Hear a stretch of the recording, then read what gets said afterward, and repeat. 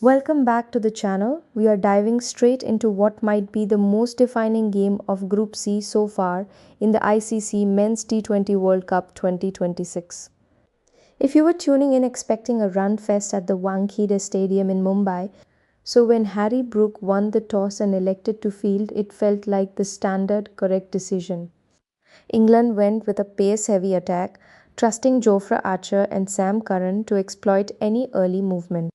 The start for the men in Maroon was nothing short of a nightmare. The English pacers were on the money immediately. Brandon King, usually the man to get them off to a flyer, looked tentative. Sam Curran, swinging the ball back into the right-handers, found the breakthrough early. King was gone and the pressure mounted instantly.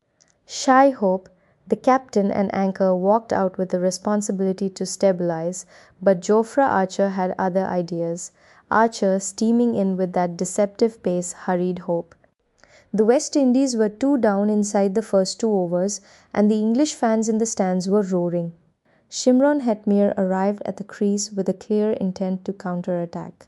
There was a brief period where Hetmyer looked dangerous, smashing Curran for a massive 6 and a boundary, signalling that the West Indies weren't going to go into a shell. But England kept chipping away. Jamie Overton, brought into the attack to bang the ball into the hard length, got the prized wicket of Hetmyer, caught at deep fine leg. The scorecard read 55 for 3. Enter Roston Chase and Sherfane Rutherford. This partnership was the heartbeat of the West Indies innings. Chase, often criticized for his strike rate in T20s, played the perfect foil.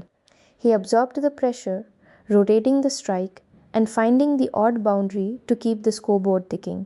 He scored a composed 34 off 29 balls, but the real story, the headline act, was Sherfane Rutherford. Rutherford played what might be the innings of the tournament so far. He realized that the ball wasn't coming onto the bat as nicely as it usually does at Wankhede during the middle overs, but once he got his eye in, he unleashed hell. He targeted the short boundaries with surgical precision. Adil Rashid, usually England's trump card, was treated with disdain. When Chase fell LBW to Rashid, a decision confirmed by DRS, England thought they had an opening. Instead, they ran into Jason Holder. The tall all-rounder walked in for the death overs and played a cameo that completely shifted the momentum. Holder smashed 33 off just 17 balls. The partnership between Rutherford and Holder in the final 4 overs was carnage.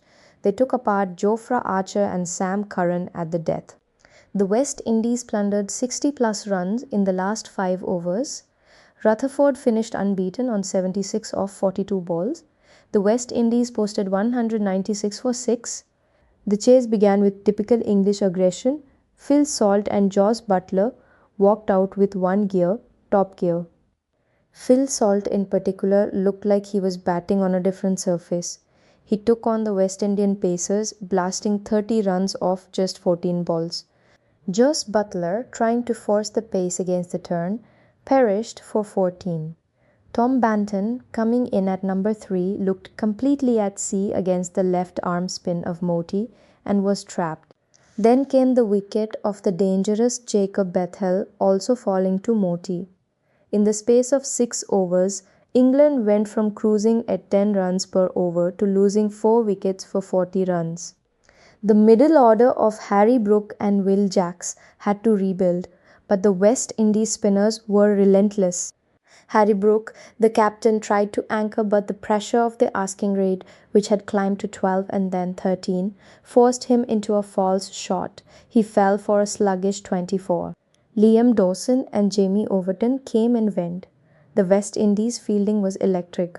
Rovman Powell took a blinder on the boundary, and the energy in the field was palpable. They knew they had the game in the bag.